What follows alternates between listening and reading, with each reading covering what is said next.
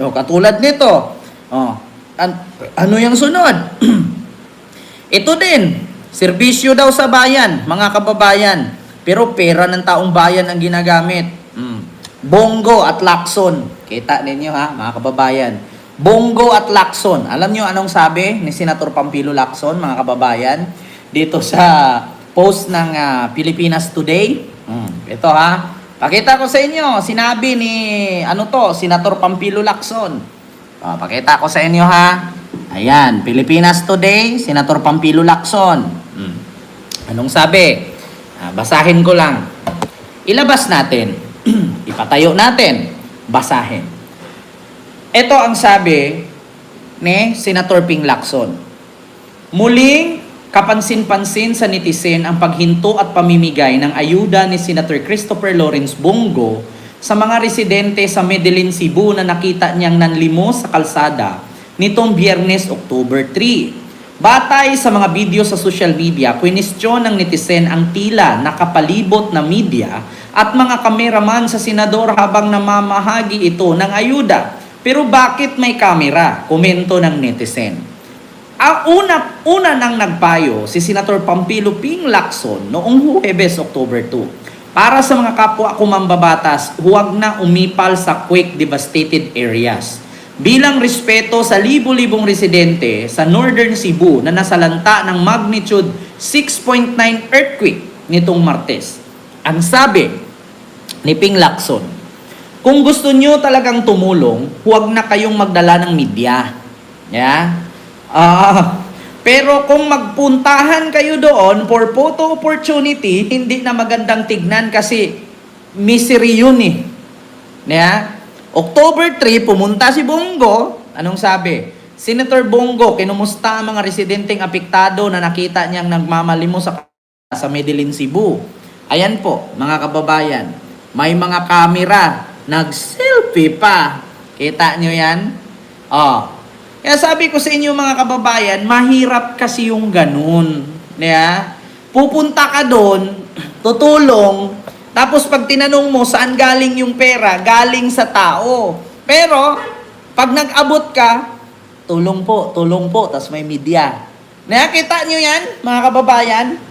Namimigay ka ng tulong, yes, walang problema yan, mamimigay ka ng tulong. Pero wag mong gamitin yung ikaw eh. Ang sabihin mo, galing po sa inyo ito, ibinabalik lang po namin. Pera po ninyo ito po, hindi po galing sa akin to ha. Galing po ito sa gobyerno. Dapat ganon. Hindi yung si-selfie ka munang ganon. Pak! Tapos post mo, nakatulong po tayo, mga kababayan.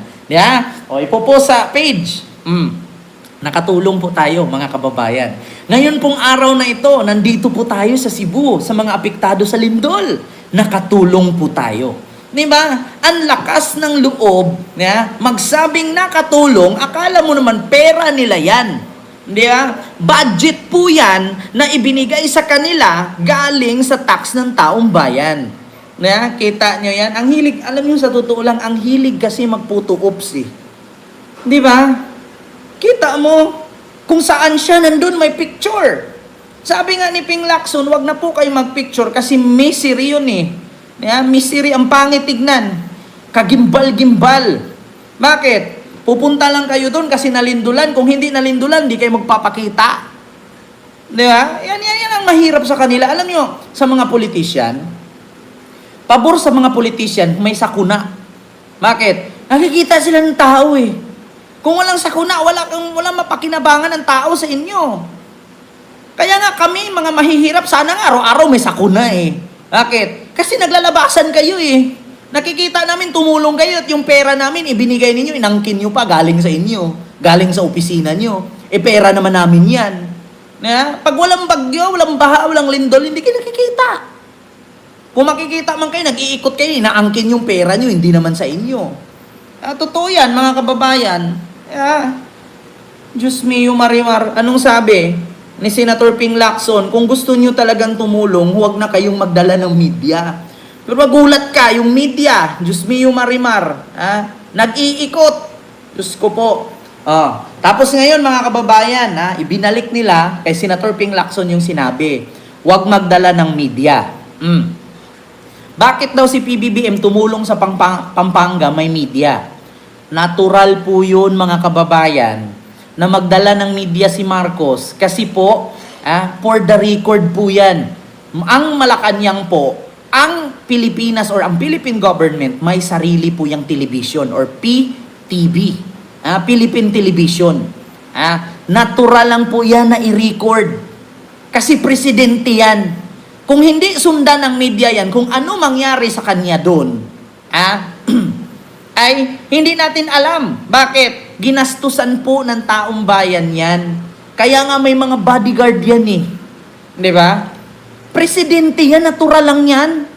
Di ba? Ito Ito, binalik nila mga kababayan. Bakit daw si Marcos pumunta ng Pampanga? Naka-TV pa.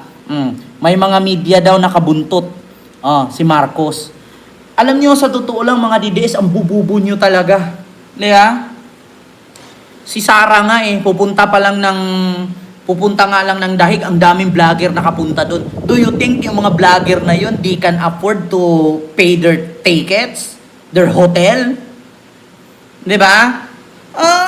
Ang sagot agad ng mga DDS, trabaho lang, tapos full videos, Masbate, Cebu, Pampanga. Trabaho lang daw. Kita ninyo yan? Si Lustay nga, kung saan-saan napunta, may vlogger kasama. Do you think yung vlogger kaya niyang gastusan yun? Kung ako vlogger, sasama kay Lustay, unahin ko yung pagsama sa kanya, gagastos ako kaysa sa mga anak at pamilya kong maiiwan. Do you think ang vlogger gumastos? Isipin nyo yan. Isipin nyo yan. Kung ikaw vlogger, katulad sa akin, magkano lang ang kinikita ko sa isang buwan? Do you think gagastusin ko yung kinikita ko sa pamasahe, pupunta ako ng dahig? Magkano ang visa? Pupunta ako ng kung saan-saan, sasama kay Lustay? Tapos yung pamilya ko na iwan, nagugutom? Diba? Unahin ko yung pamilya ko bago lipad.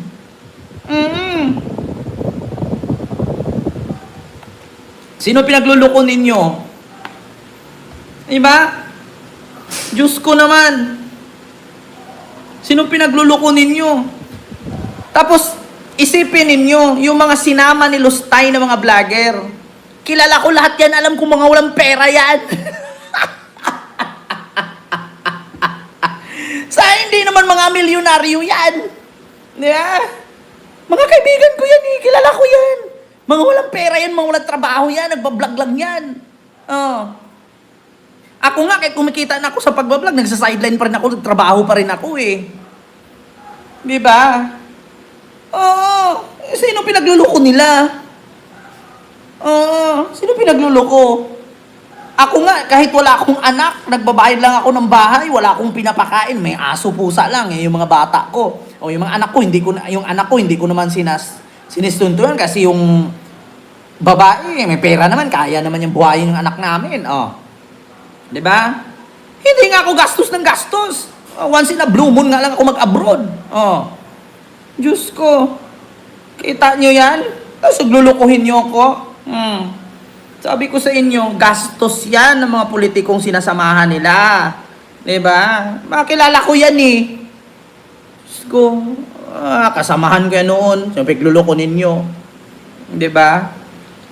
Ako, kita nyo, dumikit ako sa mga politician. Bakit? Ba't ako didikit? Mahirap dumikit sa politician kasi hindi lahat ng politician malinis.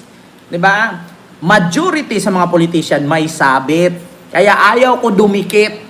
Kung magpa-shoutout man, hala sige i-shoutout. Kung makipagkita man or makamit ka politician, sige magpicture ka lang. Pero yung sinabing may kinalaman ka, related ka sa kanya, no. Diyos ko, mahirap na. Ako nga, pinagtanggol ko lang si Isko, sinabihan agad ako, binayaran daw ako 30,000. Ngayon nga, pinagtanggol ko si Marcos, sabihin ako, bayad ako ni Marcos. Ang masakla pa dyan, bayad daw ako ni Romualdez. Putang ina, hindi ko nga kilala yan. Bakit naman ako magpapabayad kay Romualdez? Para saan? Diyos ko, problema niya yan. Bahala na siya, lumusot dyan. Diba? Eto, sunod, mga kababayan. Yan ang mahirap sa mga DDS. Totoo yan. Kapag nabisto mo yung baho nila, magagalit sila. Hindi na lang aminin. masama ba umamin? Hindi po kaduwagan ng umamin ng pagkakamali ha. Mas duwag po yung tatanggi ka kahit may ebidensya. May ebidensya na. Di ba? Oo, yan ang totoo, Ma'am Bella. Kita mo ako, never ako bahala kayo dyan. Totoo Ang sabi, baka daw nakatanggap ako kay Trillanes. Ano bang meron kay Trillanes? Ba't mamimigay siya? Marami ba siyang pera? Di ba? Nakaraan ng comment, nakatanggap ka din siguro kay Trillanes. Ha?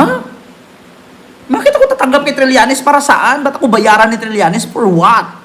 Di ba? Buti nga, Kent, nalabanan mo mga nagbaba sa'yo. Ay, nako.